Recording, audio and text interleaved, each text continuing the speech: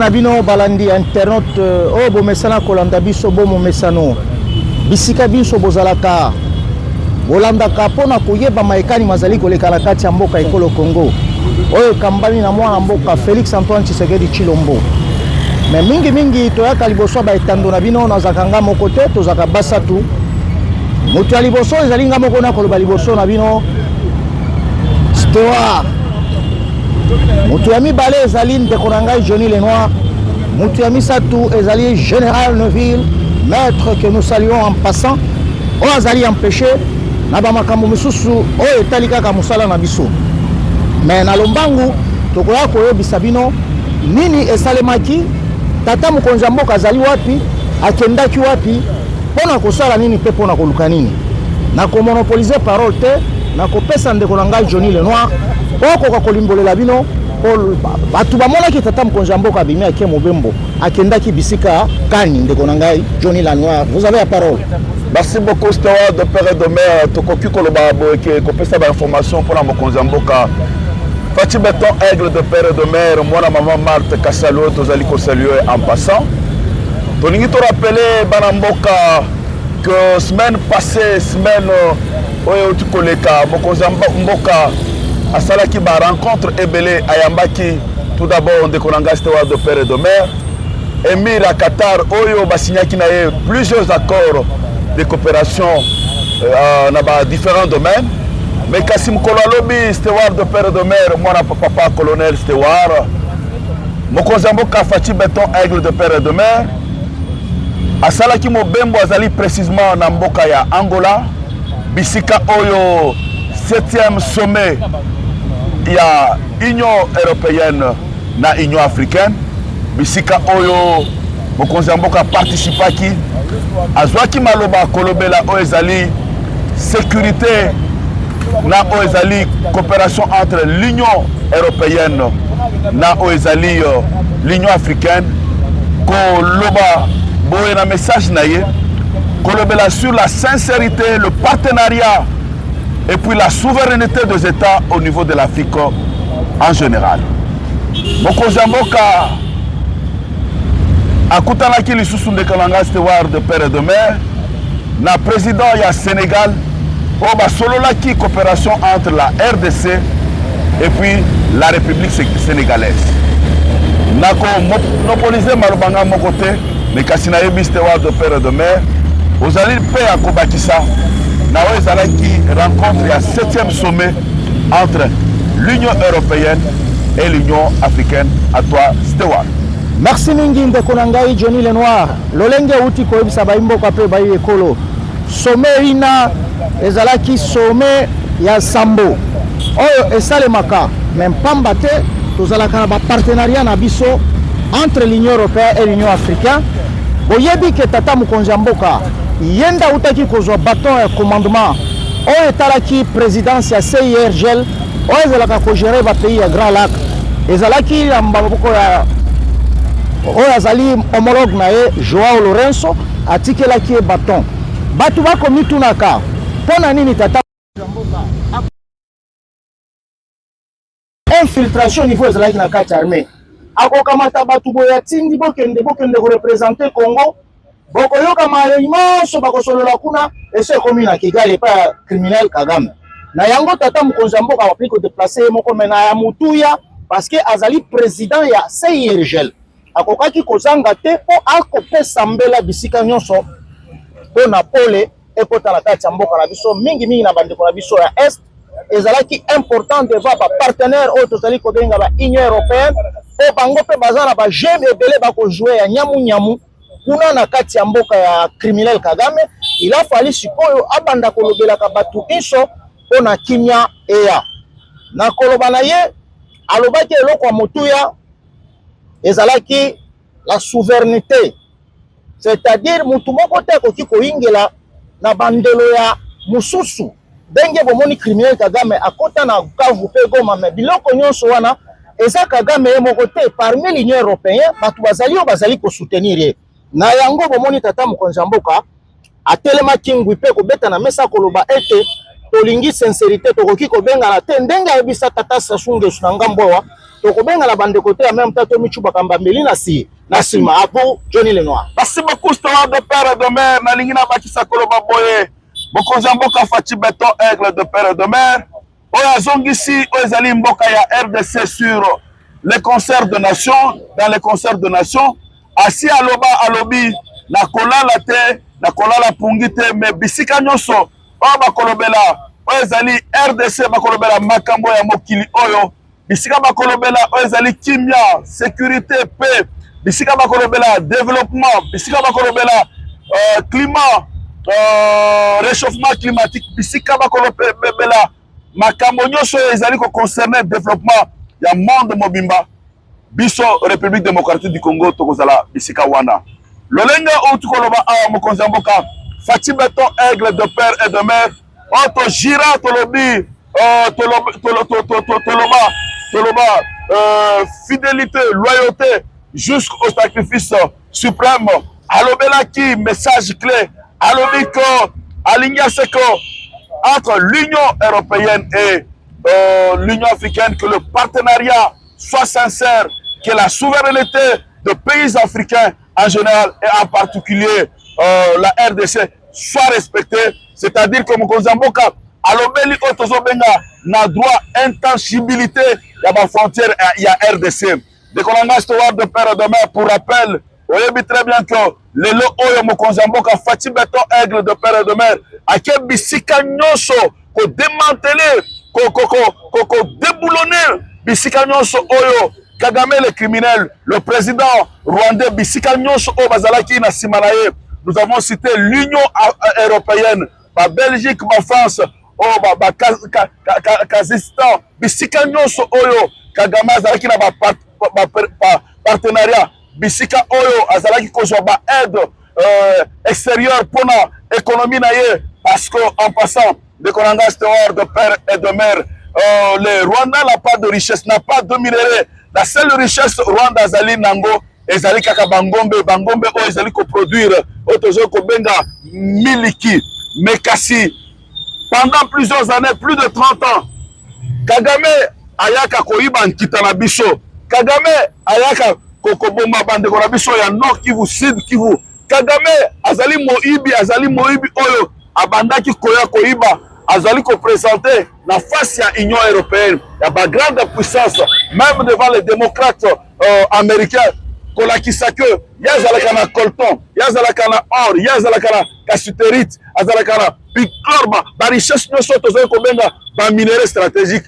mais en réalité lelo oyo la diplomatie agissante à mokonzi mboka Faci Beton Aigle de père et de mère atie à nu bazalaki ba manipulation nyonso ya criminel Kagame. C'est pourquoi monaki mokonzi mboka a insisté sur la souveraineté, c'est-à-dire l'intangibilité des frontières entre les nations frontalières. À toi, Stewart de père et de mère. Merci mingi ndeko na ngai Johnny Lenoir. Lokola kaka ndenge bouti koyoka epa ndeko na ngai Johnny Lenoir.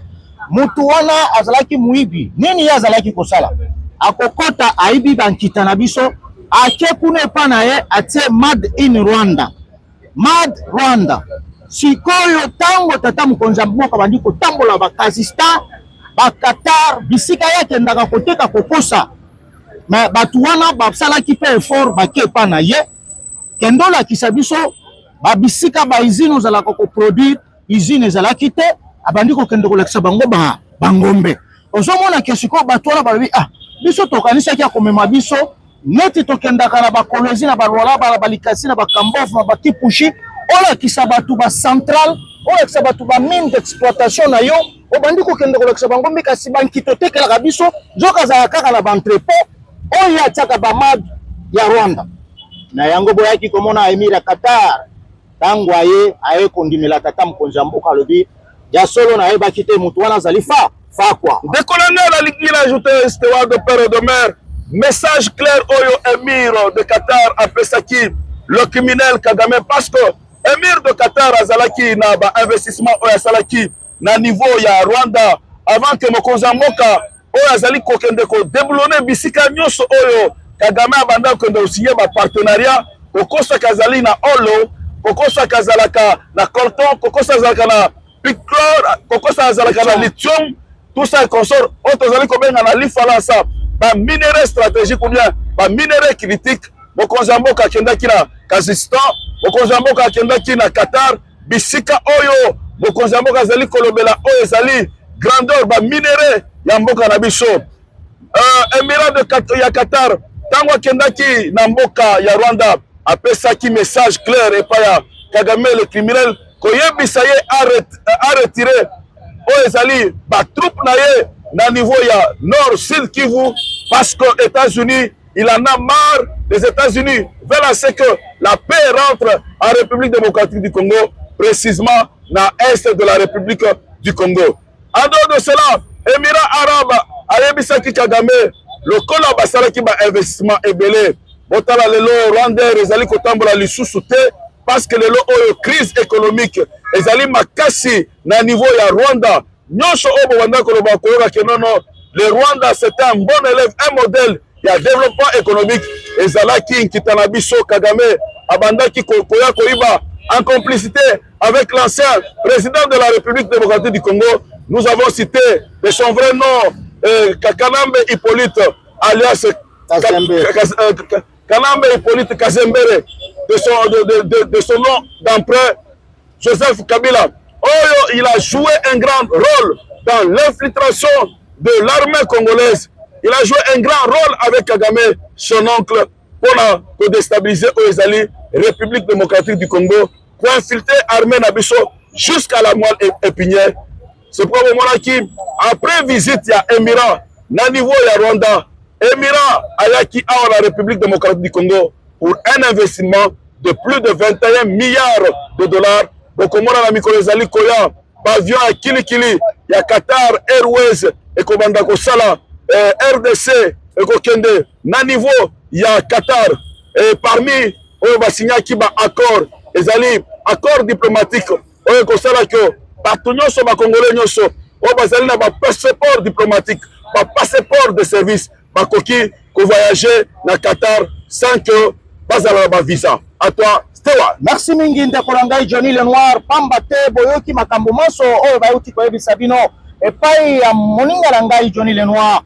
Parce que Emir ya Qatar bakomaki lokola ndeko milela epa président Félix toyebaki te ke moto aza muibi totongi ba arena totongi ba aéroport ba avion ezali kuna avion na bango ndenge tozali awa na Brazzaville mbala moko pepo Brazzaville ndenge ba pepo na bango ezaki kosala koleka na territoire na biso via Goma sikoyo ekomi kokende ko contourner musika alors coût ya dépense wana Kagame azokoka lisusu te ba Emir ba komona ke ba investissaki na zelo donc biloko na bango nyonso ezokende kobunga. C'est pourquoi bazoluka les voies et moyens et na ndenge ya diplomatie les Américains sont en train de chercher quelqu'un qui viendra après Kagame oyo bakosine na ba partenariat yango bomoni Kagame akomi kokima ba sommet nyonso pamba te oyebi ke ba président nyonso ya Afrique ba bisaki olekisi sikoyo atalaki sommet ya Union africaine Union européenne na ndenge mukonzi ayokisaka ye soni na France oyo ayebisaka ye ke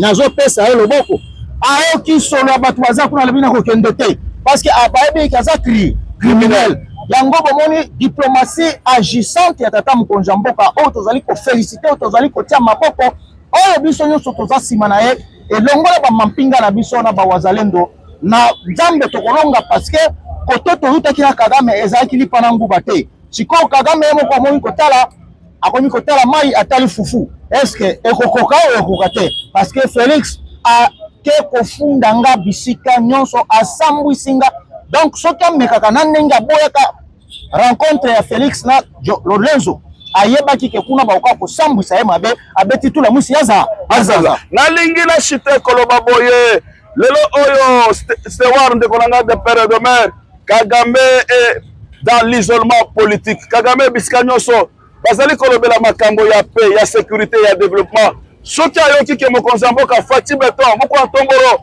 mwa Iwakanyinda, mwana mama Marthe, oyo lelo azali na mandate azali, oyo tozali kobenga na mission divine. Bisika nyonso Fati Beton azali Kagame soki ayoki kaka Fati kozala wana azali kokima parce que lelo oyo président de la République Fati Beton de père et de mère atie à nu oyo ezalaki je nyonso oyo Kagame babanda osala na ancien président de la République démocratique du Congo, le patron du M23. Nous avons cité Joseph Kabila Kabange de son vrai nom Kasembere.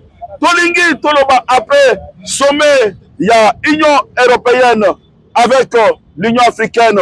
Le président de la République Fatou Beton Aigle de Père et de Mère azali invité na niveau ya Russie bisika oyo bakokende ko décorer ko pesaye o babengaka prix à Casamance, prix concernant la paix, la sécurité, ba effort azali ko fournir bako pesaye prix o to bengaka cadeau Kazausa. Honoris Kazausa akozwa prix Honoris Kazausa na ba effort nyonso oyo azali ko déployer pona oyo ezali paix sécurité na niveau ya est de la République démocratique du Congo. Mais kasi ndeko na nga sewa de père et de mère bato bazali ko banga bazali ko mituna lolenge nini Russie a invité à ce que mokonzi ya mboka bakende kopesa ye prix ya Kazausa Honoris Kazausa sikoyo États-Unis alobaki ke ba o nyonso bako collaborer na Chine bako collaborer bako signer ba accord na Chine bako signer ba accord na Russie bako sala sanctionner lolenge nini ozali komona présence invitation au basali mokonzi mboka Fatou Beton Aigle de Père et de Mère pour le prix de Honoris Kazausa concernant les efforts qu'il fournit pour la paix à l'est de la République démocratique du Congo. À toi, Stéphane. Ndeko na ngai Johnny Lenoir, merci mingi pona maloba utu kopesa ngai batu ba mitungisa te. Pamba te bitumba nyonso bokomona na mokili oyo source nango ezali République démocratique du Congo. Mais na boingeli bwatata mokonzi mboka na ngwende na ye azalaki mutu ya yambo ya koloba la mikili na nyonso olie to bomalaka likolo ya bankita oyo kosalaka ba arme ya destruction massif oyo kosalaka ba bombe bakambo kilikili totia na se oyo azali na besoin aya to somba gagnant win-win. Prix wana ya Kazausa ezali prix Nobel ya paix. Bona nini bomonaki Vladimir Poutine kokende na Alaska place bakende kokutana na Poutine na Donald Trump basololaki baye komona ke mukonzi oyo aye pona kotia kimia na monde ezali vraiment mwana mobali o Félix Antoine Tshisekedi Tshilombo po boyebi ke Kazambere Kabila ateka babiloko wana na coréen yende azali kopelisa moto eloko wana siko tango président Félix aye alobi ekozala gagnant na yango batalaki bamoni ke yeza kotambola pona koluka moto epela te na azoko tambola pona koboma moto na mokili na yango tozalaka na coopération bilatérale coopération na ba plan militaire technique même na ba achat d'armes tozali pays souverain tozokende kosomba kokutana na ba russe te pona kokende koattaquer pays songolo pakala te tozali na bango na ba relation ebele il y a de nos étudiants bakendaka bastangaka kuna ezali coopération tango bamoni eke atamboli mikili nyonso pona koluka kimia ezali normal Vladimir Poutine abengisi ye kopamba te bautaki lisusu kopesa prix Nobel na médaille ya paix lisusu sur le plan ya éducation à notre grand professeur na Russie kake pa Poutine alati 5e médaille mais alobaki na dédié yango azali ya ILK awa alobi na dédié yango na ba professeur nyonso ya ILK pe na tata mokonzi mboka. Donc rien à voir na babiloko ya kokotsa nyamu obo na boy ezali te ezali na ndenge ya kimia na yango batu bozala kimia eloko moko te koyela tata mokonzi mboka to chama kwa dudu eloko moko te koyela papa mokonzi mboka akei ezali invitation o bazali kopesa lokola epe alobaki soki kimia ekoti na est yepa kokende ko décorer Donald Trump prix Nobel ya nini ya paix ezali loko moko. À vous la parole. Merci beaucoup Stéphane de Père de Mère tolingi toshite concernant l'information pour la mokonzi mboka Fatou Beton Aigle de Père et de Mère, le vrai Congolais qui a le vrai souci de ce pays. Oh lelo azali ko déboulonner bisika nyonso ko déraciner bisika nyonso oyo ezalaki source ya bitumba ya République démocratique Congo complot oyo ancien président Kabila de son vrai nom Kazembere Hippolyte oyo asalaki na bandeko na ye ya M23 na bandeko na Nokolaye, le criminel Paul Kagame, Koloba Boye, qu'on félicite FARDC, qu'on félicite Wazalendo, on va contenir Oezali, rebelle ya M23, na niveau ya Nord Kivu précisément, na Walikale précisément, na Uvira, Bisika Oyo, il y a peu de temps, Sengaki Général Masunzu, Azonga, Lisusu Awa Kinshasa, à cause de la traîtrise, Oyo Asalaki. Au départ, Bishop le trio, Toboyaki, Oyezalaki, Tosepelaki na nomination à Masunzu. Mais comme Mokonzamboka, celui qui nomme, Toyebaki très bien que Masunzu, Azali traître, Azali infiltré, Batunyoso Oba Utaki, na CNDP, Batunyoso Oba Utaki, na M23, Batunyoso Oba Utaki, na Barrebellion Nyoso Oye Salamaki, na régime ya Kabila, Bazalaki ba infiltré. C'est-à-dire ba brassage mixage. Ba brassage mixage. Merci beaucoup Steward de père et de mère. Oyo politique ya ancien président Joseph Kabila ezalaki boye ba décidaki loi moko boye pona ba éliminer ba ancien généraux ya biso ya phase. C'est pour mona ki na ba brassage ba mixage bazwaki ba jeune nyonso. Oh, bah, il y a déjà que fac, oh, bazalaki, mampinga na biso, à la l'époque, il y a Zahir, bah, il y a bazalaki na âge, 47, 48 ans. C'est comme ça, Kabila, le criminel Kagame, basalaki ba mixage, basalaki ba brassage, bazwaki ba jeune nyonso, Rwandais touti, oh, bazalaki na 23 ans, 25 ans, ba incorporer bango na niveau oyo, ya armée na biso. Sachant très bien, projetant dans l'avenir que non, Bazaki ma ex-phase, Bazaki na 48 ans, 49 ans, dans 10 ans, dans 15 ans. C'est pourquoi nous avons un de père et de mère. Fixaki, âge na niveau ya armée, 65 ans. C'était quelque chose planifié par l'ancien président Joseph Kabila et son oncle, le criminel Paul Kagame. C'est-à-dire, Kabila Zalindo, Doki. Mobutu accueilli Atiki 11 généraux. Mais Kabila a tiki 500 généraux. Azan de quitter. Azan de Kondegorana de père et de mère. Et ça le matin en Mboka Moko, Bozala a plus de 500 généraux.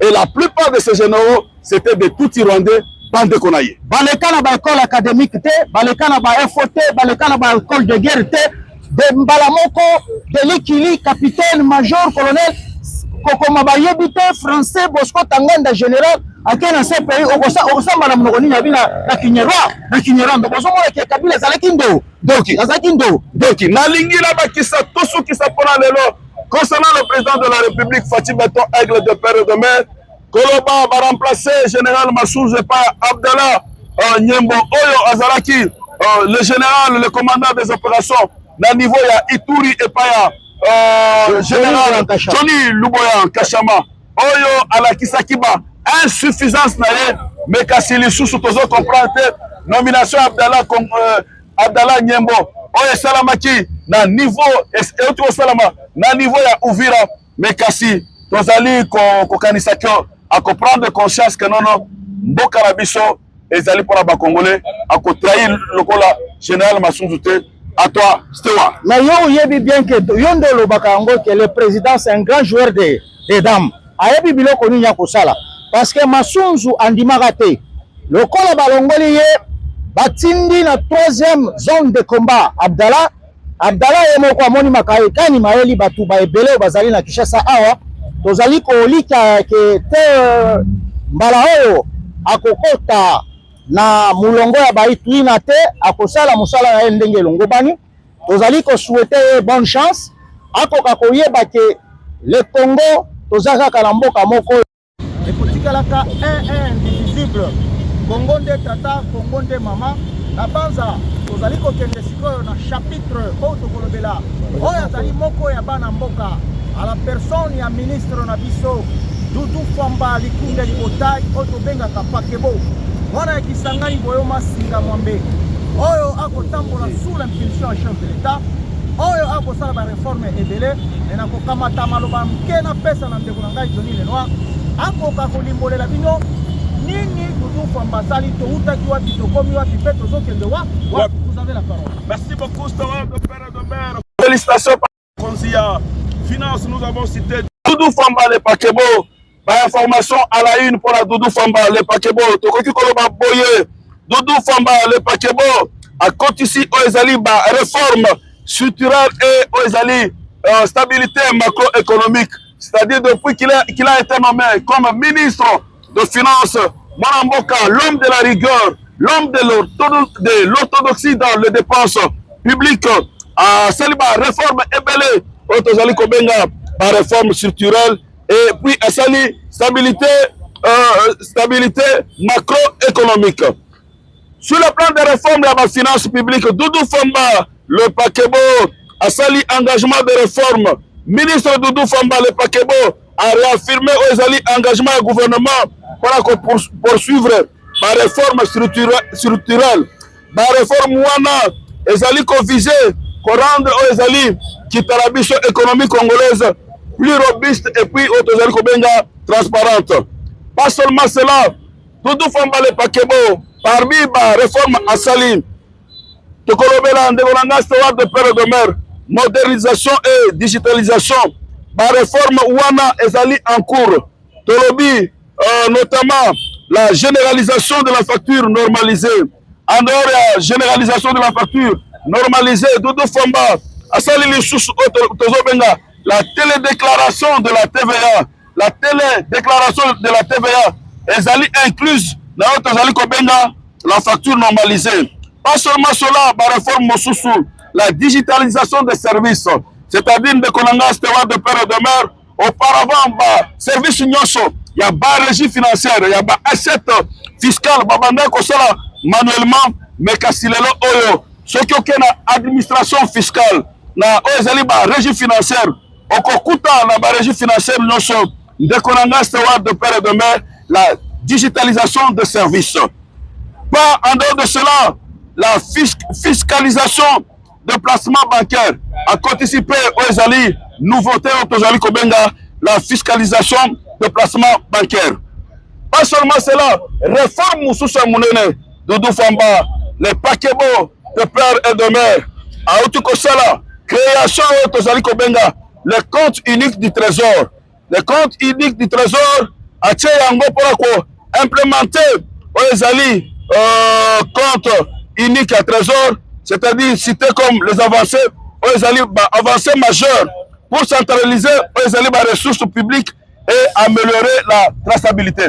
C'est-à-dire qu'on va créer un compte unique au lieu que les comptes les ébélés, les comptes les parallèles, ébélés, Bongo et Bunga, Batubaï Misolo, Yamboka, Mekasi, va créer autre compte unique du trésor de Golanga Steward. Pas seulement cela, réforme Moussoussoum, fiscalité, modernisation de la fiscalité directe avec l'instauration de l'impôt sur les revenus des personnes physiques. On dit très bien que les alliés rôle Oyo, Moussala Oyo, le directeur général des impôts, nous avons cité Barnabé Mwakati, Mwamba, Otozali Kobenga, le miracle fiscal, Oyazali Kosala Moussala, sous l'impulsion du ministre des Finances, Doudou Famba, le Pakebo. Pas seulement l'impôt sur les revenus des personnes physiques, Otozali Kobenga, IPRPP, et l'impôt sur les sociétés, Otozali Kobenga, IS. Pas seulement cela, l'information Moussousou concernant Doudou Famba le Pakebo, relation avec les partenaires, coopération avec les institutions de Bretton Woods. Le ministre préside des réunions de haut niveau sur des réformes de finances publiques et a signé un protocole d'accord instituant un cadre permanent de concertation avec le Fonds monétaire international, la Banque mondiale et puis la BAT et les PRUD. La réforme Moussoussou, négociation FMI, les discussions sur les revues du programme FEC avec le Fonds monétaire international 2026 orientés vers l'investissement sont des sujets d'actualité concernant le ministre des Finances. La RDC atteindrait un financement de plus de 500 millions de dollars du FMI. Décolangade, dialogue avec le secteur privé, cadre de l'échange FEC. Mokonzi, Doudou Famba le Pakebo, un président qui première réunion officielle du cadre d'échange entre le portefeuille la Fédération des entreprises du Congo FEC. Objectif Ezalaki, bâtir une fiscalité plus juste de moderniser la douane et de rendre la RDC plus compétitive. Situation économique et budgétaire. Doudou Famba Le Pakebo. Déclaration sur l'économie, le ministre a déclaré que l'économie congolaise est debout, robuste et résiliente, malgré les défis. Budget 2026. Mokonzi ya finance, Doudou Famba Le Pakebo.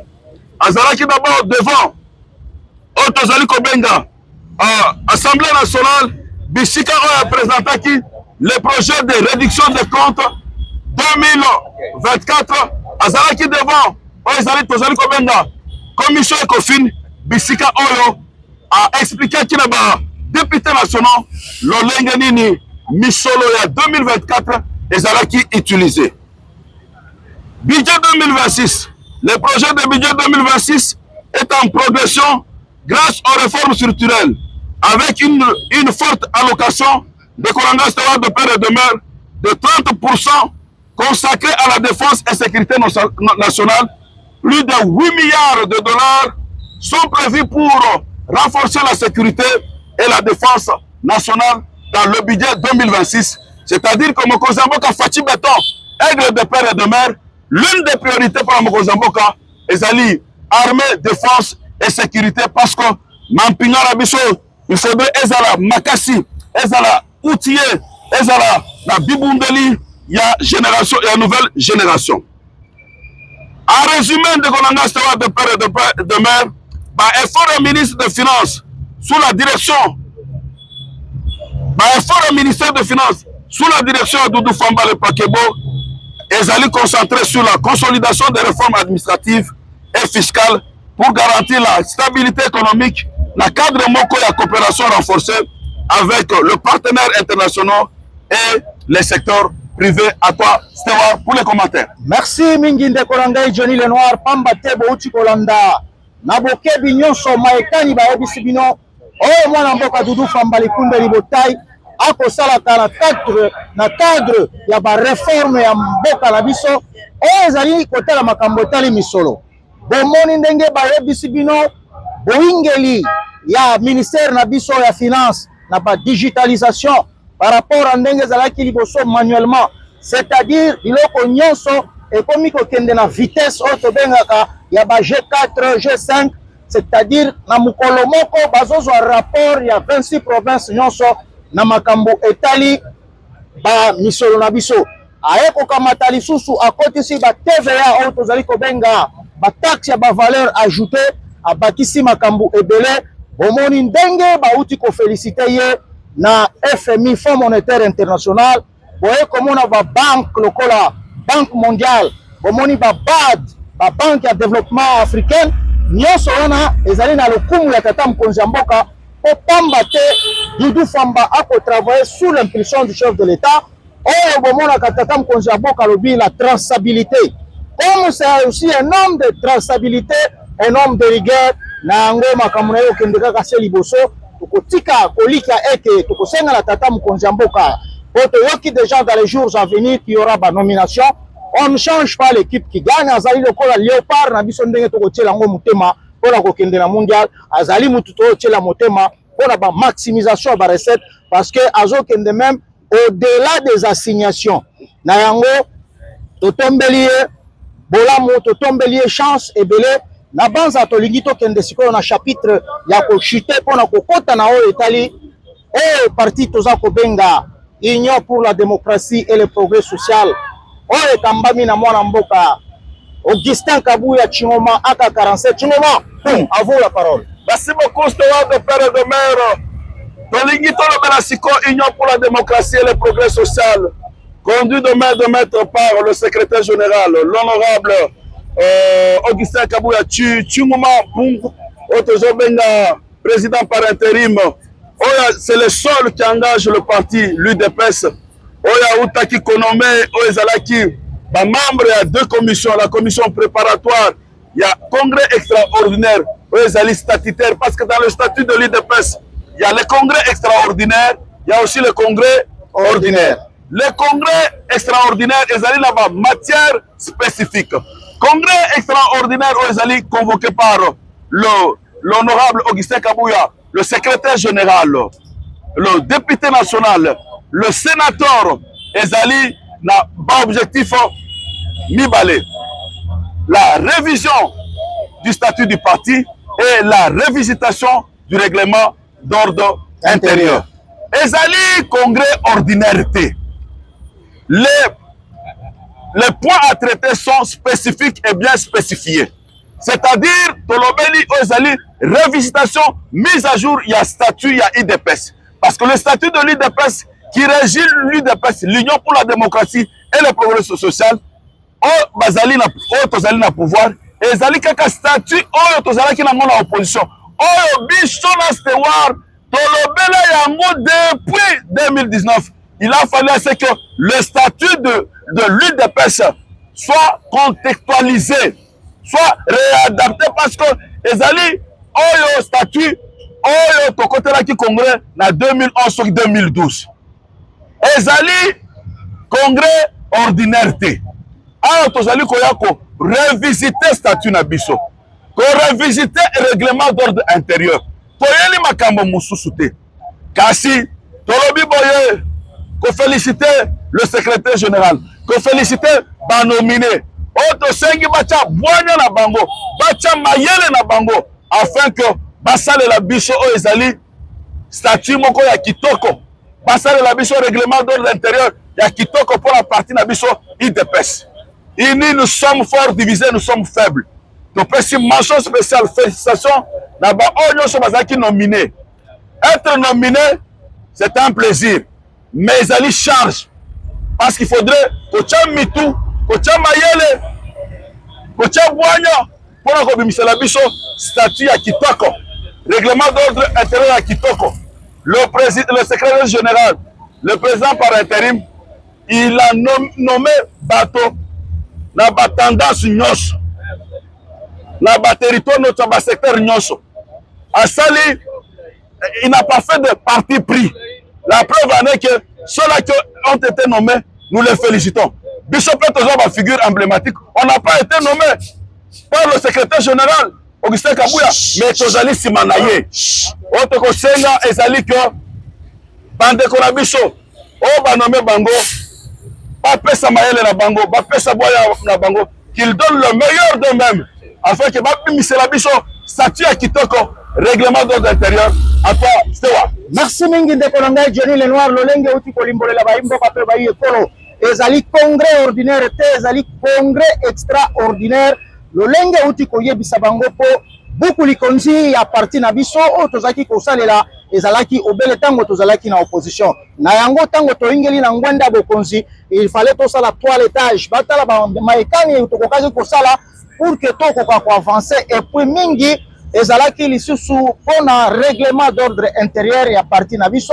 Makambo ezalaki mpe kilikili bokanisi ke utankondo Etienne Tshisekedi atika biso tata mokonzi ye koingela na pouvoir. Il a fallu mwana mboka oyo tozali kobenga Augustin Kabouya aka 47 Chingoma abengisa bato nyonso mpona ke bakoka koingela na eloko milulu tozali kozela ya liboso tozali kotombela te tozali kopesa longonya na banomine nyonso ye atie na kati ya makambo ina eke bapesa bango bwanya maele mpona lokumu ya parti na biso ndenge ndeko na ngai Johnny Lenoir ya koloba soki bokabwanya ezali tokozala makasi te mais soki bomoko bozali tokokoma makasi na yango totombeli mokonzi na biso oyo tozali kobenga le secrétaire général, le sénateur Augustin Kabouya Chingoma na banza nazongisi malobe pa junior olingi tosili satoloba loyauté au président de la République démocratique du Congo, tolobi loyauté absolue au président de la République démocratique du Congo, Félix Tshisekedi Tshilombo,